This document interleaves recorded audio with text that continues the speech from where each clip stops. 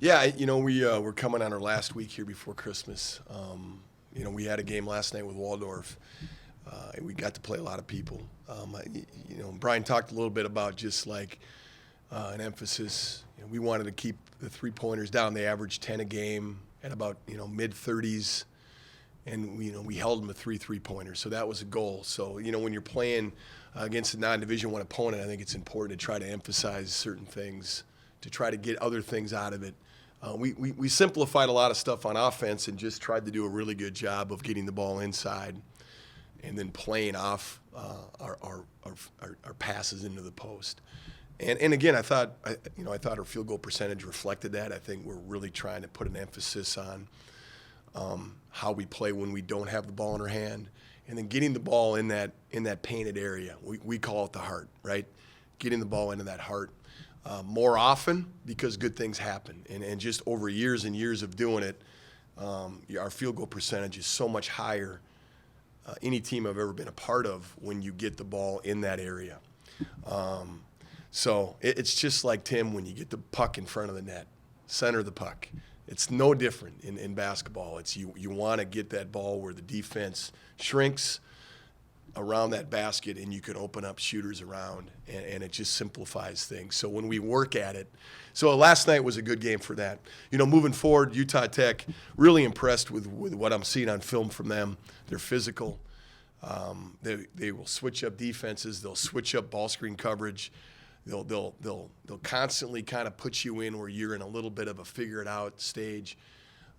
So you've got to rely on the concepts. You got to rely on making good reads, and then again just continue to work together offensively. And I've been impressed with them on defense. But on offense they move the ball well. I think they got 6 scores that are almost in double figures. So I think the kid that's averaging 9.8 points is their 6th leading scorer. So they got a lot of different guys that can score it.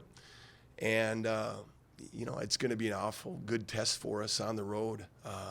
And then we got our game with Nebraska, which will be right before Christmas break. Which when you look at our November and our December, it's been a blur. There's been a lot of travel and there's a lot of time in airports. And I think getting these guys 5 days at home with a little bit of a break is going to be a good timing going into our conference season coming out of Christmas. So that's kind of the recap. Questions? How are these last 2 games really going to prep you for conference play? Oh, I think going on the road, a lot like playing Fullerton and Riverside on the road, I think playing a team like Utah Tech on the road is going to be, because they're similar to like a league opponent for us. I think they're a very good team. They got a great win at Cal Baptist here on the road in their conference. And to go on the road at, in St. George, Utah, at Utah Tech is a game that definitely gets us ready for league opponents. Style of play, the kind of players they have, they're skilled players. They play with discipline. They share the ball. They can shoot it. They got a post player in Tanner Christensen that's 6'10", 280 pounds, and he's mobile. He's got great hands. He's like a big old grizzly bear out there, right? I mean, he's got great hands, and he's a lot to take one-on-one. So, like, we've got to really be good. So I think it's a very good opponent for us to play to get us ready. Nebraska, it's a Big Ten team on the road. I mean, it's a team that's going to stretch us. They're going to be bigger physically than us.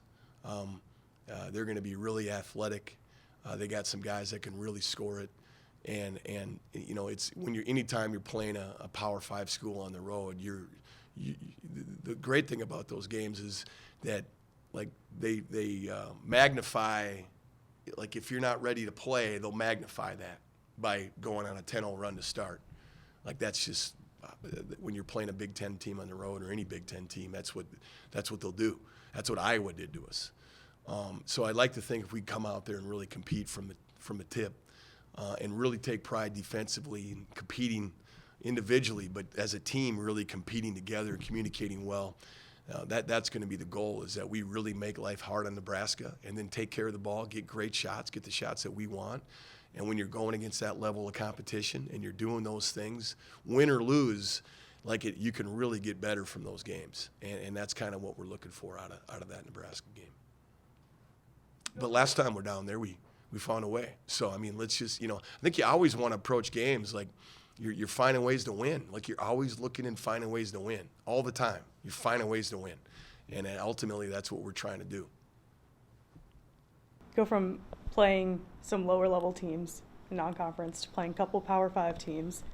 You obviously learn things in both games, but is there like an opponent that you'd like rather face in non-conference to learn more about your team? I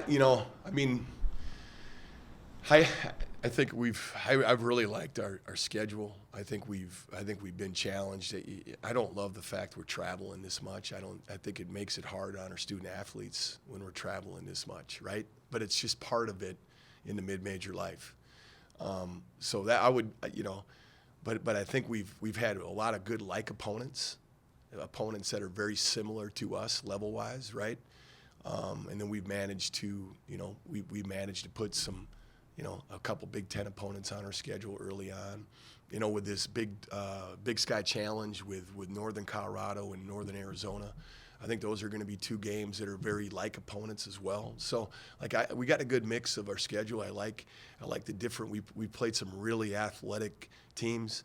We played some teams that are a little more skilled and play off their concepts more.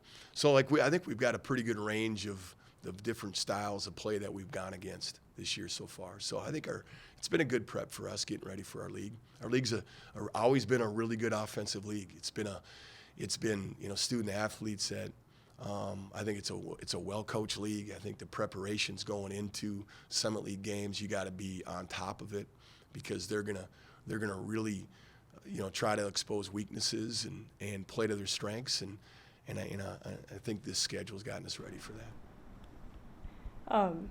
How would you define Eli King's role in this team?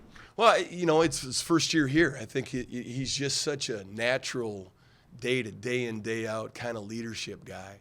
And I think first it's kind of been through his example of being that kind of guy. I think you're hearing his voice more and more now. But I mean, he's obviously, we put a lot on him as he comes in here new, and he's playing point guard for us, right? And we put a lot on him, and that's, Trey and BJ and T and some of these other guys, are doing a good job of kind of helping with that as well. So, we just need to continue to get guys to get better at the little things. And Brian said it. We're really working on. We got to get better communication. We've got to get better in transition defense. So it's got to be more than one guy's voice. It's got to be everybody really taking a lot of pride in doing those little things better.